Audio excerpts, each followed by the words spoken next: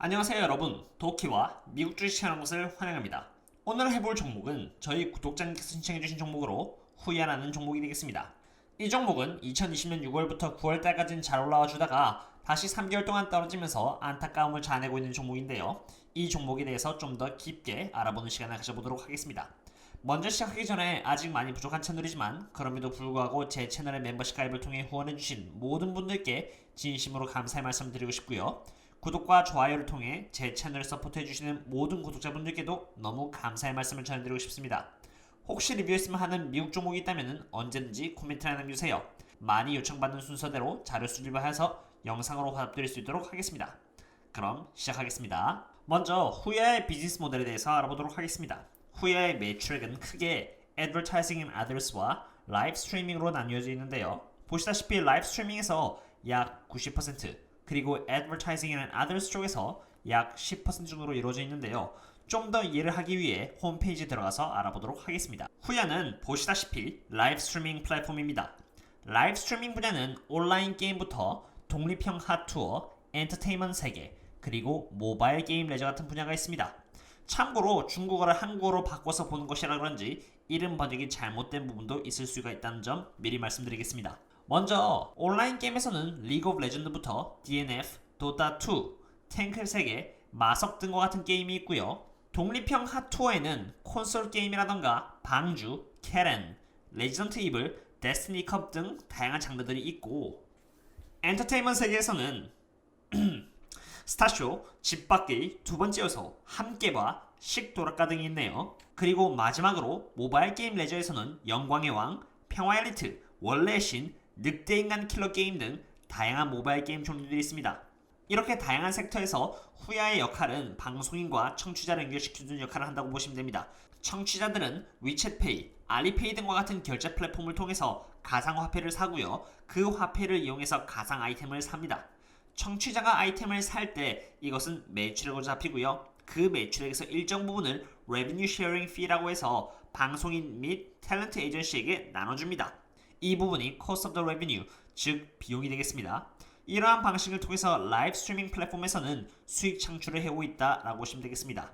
그리고 광고 및 기타 등등 부분에서는 여러분들도 아시다시피 후야의 플랫폼 자체에서 나오는 광고 수익이라든지 방송인의 컨텐츠 내에서 광고 기지에 대한 수익 및 게임 이벤트 광고 그리고 캠페인으로부터의 나오는 수익이 광고 수익이 되겠습니다. 지금까지 후야가 어떠한 방식으로 수익을 낸지를 봤으니까 이번에는 인컴 스테이트먼트를 통해서 구체적으로 후야가 어느 정도의 수익을 내는지를 알아보도록 하겠습니다. 먼저 레비뉴부터 알아보겠습니다. 매출액을 보시면요, 2016년부터 2019년까지 연 기준으로 꾸준히 매출액이 상승한 것을 보실 수 있습니다. 2019년에는 1.20 빌리언 달러를 수익으로 냈고요.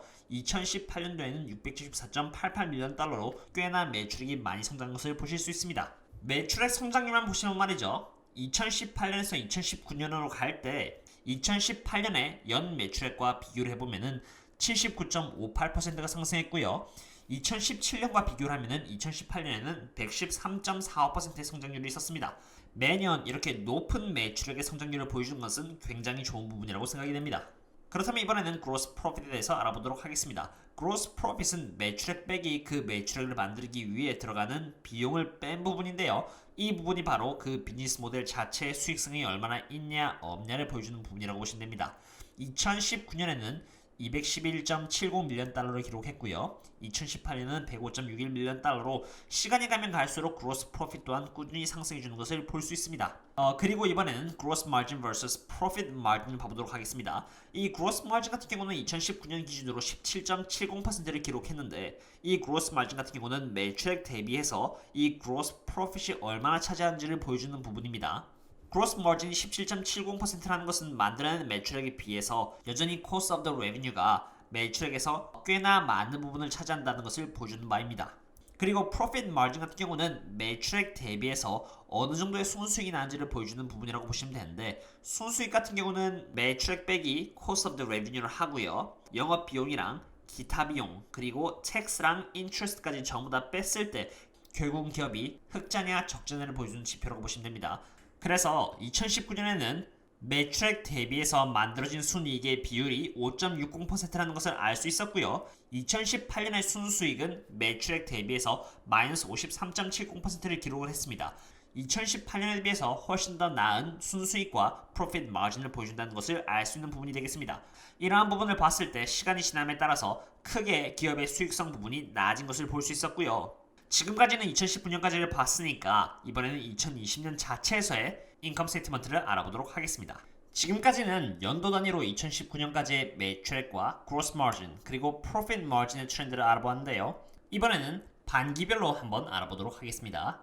반기별로 알아보기 위해 이 데이터를 이용해 볼 것이고요. US 달러 기준으로 한번 알아보도록 하겠습니다.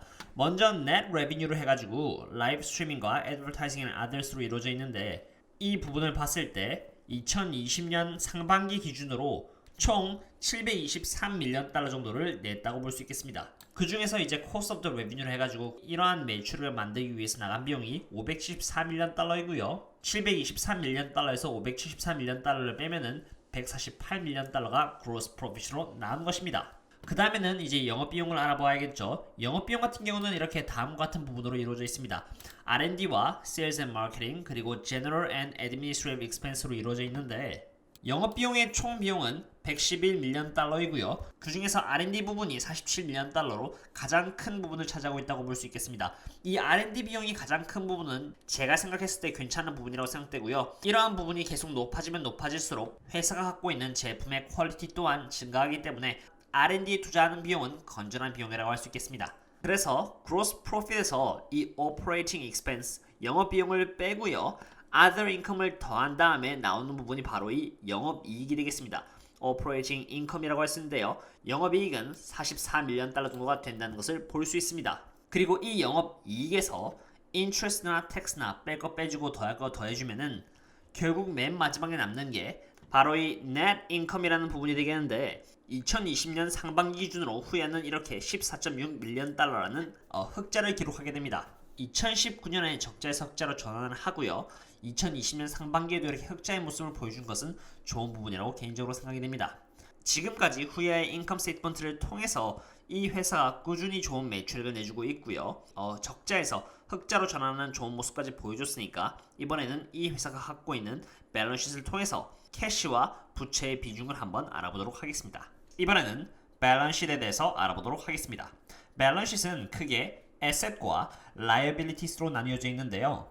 에셋에서는 기업이 보유하고 있는 현금 비중을 그리고 라이어빌리티스에서는 부채 비중을 알아보도록 하겠습니다. 먼저 에셋을 보시면요. 달러 비중으로 이 회사는 291밀리언 달러를 보유를 하고 있습니다. 여기서 restricted cash는 특정한 목적을 위해서 현금을 보유하고 있는 부분이기 때문에 가용할 수 있는 자산이 되지 않겠습니다. 그래서 이 부분은 캐시에서 빼도록 하겠고요. short-term deposit 같은 경우는 짧은 시간 내에 특정한 이자를 받기로 하고 회사가 돈을 넣어둔 것입니다. 그러므로 이것은 가용자산이 될 수 있겠습니다. 그래서 이 회사는 889밀리언 달러 정도를 short-term deposit으로 갖고 있다라고 보시면 되겠고요. short-term investment는 339밀리언 달러로 이것은 가용할 수 있는 자산이 되겠습니다. 그리고 account receivable 같은 경우는 12개월 내에 거래처로부터 받을 수 있는 돈이라는 뜻이 되겠습니다. 8.9밀리언 달러가 되겠습니다. 그래서 이 회사가 가용할 수 있는 자산은 291밀리언 달러 더하기 889밀리언 달러 더하기 339밀리언 달러를 더하면은 1519밀리언 달러 즉 1.5빌리언 달러 정도를 현금으로 갖고 있다라고 보시면 되겠습니다. 그리고 이번에는 liabilities에 대해서 알아보도록 하겠습니다. 먼저 liabilities는 크게 이렇게 current liabilities와 그리고 non-current liabilities로 나뉘어져 있습니다. 하나하나 짚고 넘어가자면 말이죠. account payable 같은 경우는 12개월 이내에 거래처에게 줘야 되는 돈이 되겠습니다. 4.9밀리언 달러가 되겠고요. advances from customers and deferred revenue 같은 경우는 아까 제가 비즈니스 모델을 설명할 때 말씀드렸듯이 고객이 돈을 지불을 하고요. 가상화폐를 살 때 그 부분이 레비뉴로 측정되는데 그 돈을 이용해서 가상 아이템을 사지 않은 부분은 이렇게 defer revenue로 측정이 됩니다. 그 부분이 79밀리언 달러가 되겠고요. 당연히 그 가상화폐에서 가상 아이템을 사면은 잡혀있던 defer revenue는 사라지고요. 이 defer revenue는 매출액으로 잡히는 것이겠죠. 그리고 또 보면은 accrued liabilities and other current liabilities를 보면은 221밀리언 달러인데 이 부분은 사업을 하면서 딸려오는 부채들을 말하는 것입니다. 그런데 여기 안을 자세히 보면은 debt라는 단어가 없습니다. 이 debt라는 것이 바로 은행과의 거래를 함으로써 짧게는 12개월 내에 길게는 12개월 이상 나눠서 내야 하는 부채를 말하는 것인데요.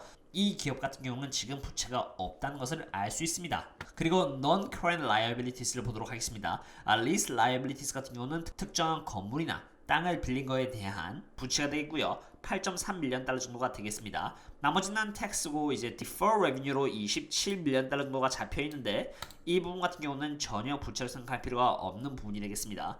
자동차로 말씀드리자면은 맨 처음에 자동차를 살 때 100달러 정도 계약금을 내고요. 나머지 부분은 자동차를 실제로 수령해 갈 때 전부 다 냅니다. 기업 입장에서는 아직 그 부분을 받지 못했기 때문에 defer revenue를 잡아놓는 것이고요. 고객이 돈을 전부 다 지불했을 때 이 defer revenue는 다 사라지고요. 비로소 매출액으로 인정이 되는 것입니다.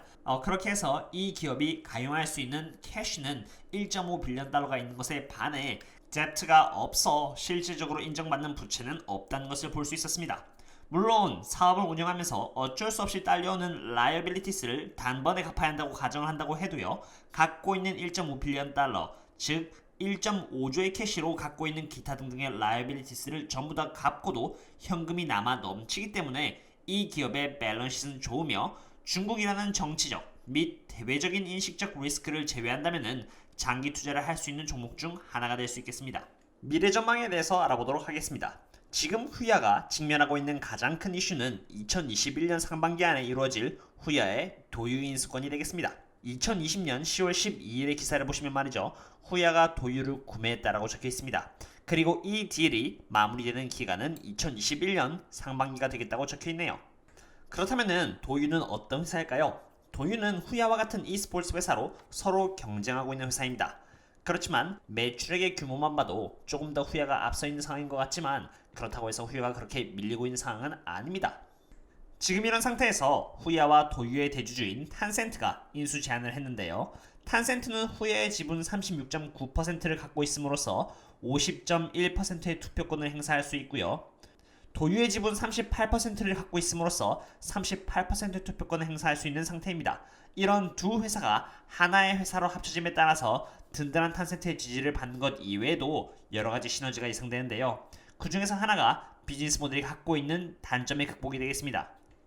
이것은 후야의 매출액 및 비용에 대한 지표입니다.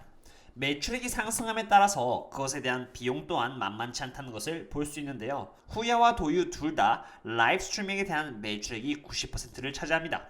후야와 도유 모두 탑 스트리머들에게는 3년에서 5년의 계약을 체결함으로써 꾸준히 고객을 유치하고자 하고 있고요. 미드티어 스트리머 그리고 로우티어 스트리머들에게는 그것에 상관한 비용을 지불함으로써 꾸준히 고객을 더 얻으려고 노력을 하고 있습니다. 이러한 비용을 Revenue Sharing and Content Cost라고 하는데 2020년 1분기 기준으로 매출액 대비해서 도유는 74.5% 그리고 후야는 67.4%를 쓰고 있습니다. 뿐만 아니라 대역 폭에 대한 비용의 경우 매출액 대비해서 도유는 6.7%이고요. 후야는 10%를 비용으로 내고 있습니다. 이렇게 보시다시피 매출액 대비해서 엄청난 비용이 들어가는 비즈니스 모델을 갖고 있고요. 이로 인해 그로스 마진이 20%로 웃돈 이유가 바로 이러한 구조 때문입니다. 그러나 후야가 도유를 인수하게 됨으로써 규모의 경제를 얻게 되는데요. 경쟁을 할 필요가 적어짐에 따라서 고객을 유치하는데 많은 revenue sharing fees를 스트리머들에게 제공할 필요성이 상대적으로 줄게 됩니다. 두 개의 플랫폼이 거대한 하나의 플랫폼으로 탈바꿈해 고객들이 선택할 필요 없이 자동으로 후야를 선택해 들어올 수 있을 테니까 말이죠. 게다가 대역폭에 대한 경쟁 또한 할 필요가 적어져 더 많은 비용을 들이지 않아도 된다는 장점이 생기겠습니다. 그리고 거시적인 관점에서도 후야의 도유 인수는 큰 수의 촉매제로 작용할 것으로 예측됩니다. 먼저 2019년 기준으로 2억 명의 e스포츠의 뷰어 중에서 57%가 아시아이고요. 이 중에서도 가장 큰 포션을 차지하는 나라는 중국이 되겠습니다. 그리고 여기 왼쪽 차트를 보시면요. 크게 occasional viewer와 sports enthusiast라고 해서 가끔 보는 뷰어 그리고 적극적으로 e스포츠를 보는 뷰어로 나뉘어져 있는데요. 2017년부터 2022년까지 연평균 성장률을 보시면은 14%의 속도로 그 수치가 6억 4,500만 명까지 증가할 것으로 예측되고 있고 특히나 가끔 보는 뷰어의 숫자가 폭발적으로 성장될 것으로 예측되고 있습니다. 이러한 부분을 봤을 때 후야의 도유 인수에 따라서 많은 뷰어들을 얻게 될 것은 당연한 결과가 되겠습니다. 어떠시나요 여러분? 오늘은 이렇게 후야에 대한 리뷰를 해보았습니다. 후야의 인컴 스테이트먼트를 봤을 때 매출액은 꾸준히 상승하고 있으며 그런 흐름과 같이 최근에 순수익 부분에서 적자에서 흑자로 턴어라운드 하는 것을 볼 수 있었고요. 밸런스 측면에서는 부채는 없고 갖고 있는 현금은 많이 보유한 모습을 보여주어 강한 밸런스를 갖고 있음을 확인할 수 있었습니다. 뿐만 아니라 2021년 상반기 안에 끝날 후야의 도유인 수는 앞으로의 주가 상승에 큰 촉매제가 될 것으로 예측이 됩니다. 두 개의 경쟁 기업이 하나가 되어 서로의 단점을 상쇄하고 커져가는 시장의 수혜를 한 몫에 받을 것 같아 기대가 되는 종목 중에 하나가 되겠습니다. 다만 2020년 9월 이후로 꾸준히 하락을 하고 있는 모습인데요. 어떤 주식이든 꾸준히 상승하는 또는 꾸준히 하락하는 주식도 없습니다. 기본적인 펀더멘탈이 강하고 보유해놓은 돈이 많으며 미래에 상승할 수 있는 이슈가 탄탄하다면 장기적으로 봤을 때 그 기업은 잘 성장해 나갈 수 있을 것으로 생각이 됩니다.